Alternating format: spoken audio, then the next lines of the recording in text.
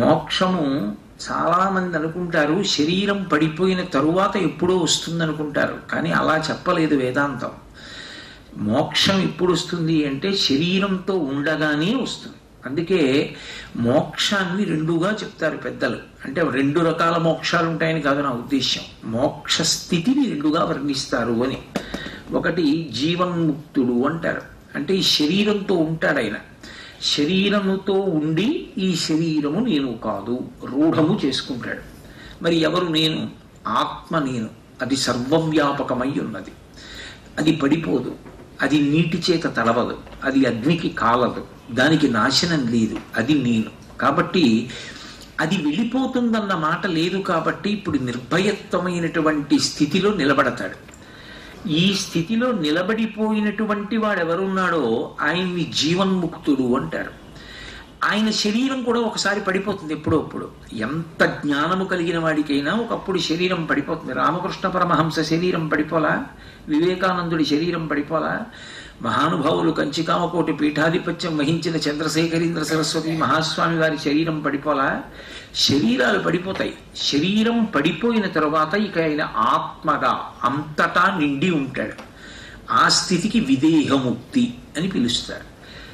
శరీరముతో ఉండగానే ఆ స్థితికి చేరుకోవడం మోక్షము.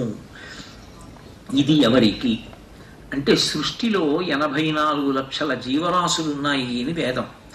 84 లక్షల జీవరాశులలో మోక్షము అన్న మాటని ఉచ్చరించడానికి కూడా అధికారం లేని ప్రాణులు 83,99,999. వాటికి లేదు అధికారం. ఒక్క మనుష్య ప్రాణికి మాత్రమే మోక్షం అన్న మాట మాట్లాడడానికి అధికారం ఉంది. ఎందుకని అంటే ఆ మోక్షాన్ని పొందడానికి ఏది కారణము అంటే ధర్మానుష్ఠానమే కారణము. ధర్మమును అనుష్ఠానం చేయడం చేత మోక్షాన్ని పొందుతాడు. నిజానికి ధర్మాన్ని పొందడానికి భక్తి కారణము, కర్మ కారణము, ఇన్ని మాటలు చెప్తాం. కానీ మనుష్య జీవితంలో ప్రతి క్షణం ముడి దేంతో పడిపోతూ ఉండాలి అంటే ధర్మముతో పడిపోతూ ఉండాలి. అందుకే ఋషులు ఇక ప్రత్యేకంగా నువ్వు ఏం కోరుకోవాలి అంటే ఇది నాకు కావాలి అని మనం భగవంతుడి దగ్గరికి వెళ్ళి అడగక్కర్లేదు, వాళ్లే చెప్పేశారు ఏం అడగాలో. ధర్మ అర్థ కామ మోక్ష చతుర్విధ పురుషార్థ ఫల సిద్ధ్యర్థం. ఎక్కడికి వెళ్ళండి ఈ 4 అడగాలి. ఈ 4 అడిగితే చాలు. ఓ దేవాలయానికి వెళ్ళారనుకోండి, గురువుగారితో వెడితే గురువుగారి గోత్రనామాలు చెప్తే చాలు. ఇక వెనక వెళ్ళిన వాళ్ళ గోత్రనామాలు అక్కర్లేదు. ఎందుకనంటే సపరివారస్య, గురువుగారి పేరు చెప్తే గురువుగారి యొక్క అంతేవాసులం, గురువే పరబ్రహ్మం. కాబట్టి ఇక మళ్ళీ మిగిలిన వాళ్ళ పేరు అక్కర్లేదు. ఇంటి యజమాని పేరు చెప్పారనుకోండి, మళ్ళీ కొడుకు పేరు, కూతురు పేరు, మనవల పేర్లు అక్కర్లేదు. ఎందుకని అంటే సకుటుంబస్య, ఆ కుటుంబంలో ఉన్న వాళ్ళందరూ అందులోకి వెళ్ళిపోతారు.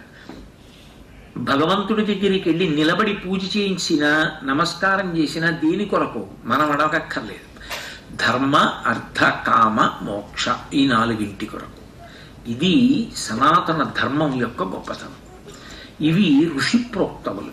అందుకే ఋషి ఈ దేశంలో ప్రముఖమైనటువంటి స్థానాన్ని పోషించాడు. ఋషి మనందరం ఎలా జన్మించామో అలాగే సామాన్యమైనటువంటి మనుష్యునిగా జన్మించిన వాడై ఉండవచ్చు, లేదా కారణజన్ముడై ఆయన యొక్క జన్మ గురించి మనం ప్రశ్నించడానికి వీలు లేనటువంటి వాడై ఉండవచ్చు.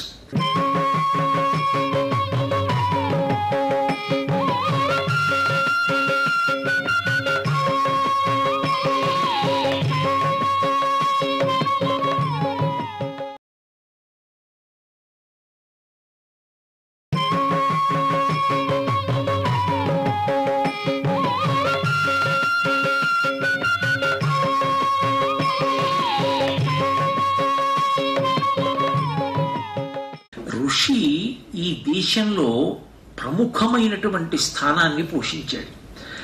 ఋషి మనందరం ఎలా జన్మించామో అలాగే సామాన్యమైనటువంటి మనుష్యునిగా జన్మించిన వాడై ఉండవచ్చు, లేదా కారణజన్ముడై ఆయన యొక్క జన్మ గురించి మనం ప్రశ్నించడానికి వీలు లేనటువంటి వాడై ఉండవచ్చు. ఉదాహరణ చెప్పాలి అంటే మృకండు మహర్షికి మార్కండేయుడు జన్మించాడు. పరమశివుని యొక్క వరం చేత అనుగ్రహం చేత జన్మించాడు. వేదవ్యాసుడు అవతార స్వీకారం చేశాడు. పరాశక్తి యొక్క అనుగ్రహం చేత మహానుభావుడు పరాశర మహర్షి అంతటి వాడి తేజస్సు కదిలి సత్యవతీదేవి యందు ప్రవేశిస్తే సద్యగర్భమునందు వేద విభాగం కోసం నారాయణుడు వ్యాసుడై అవతరించాడు.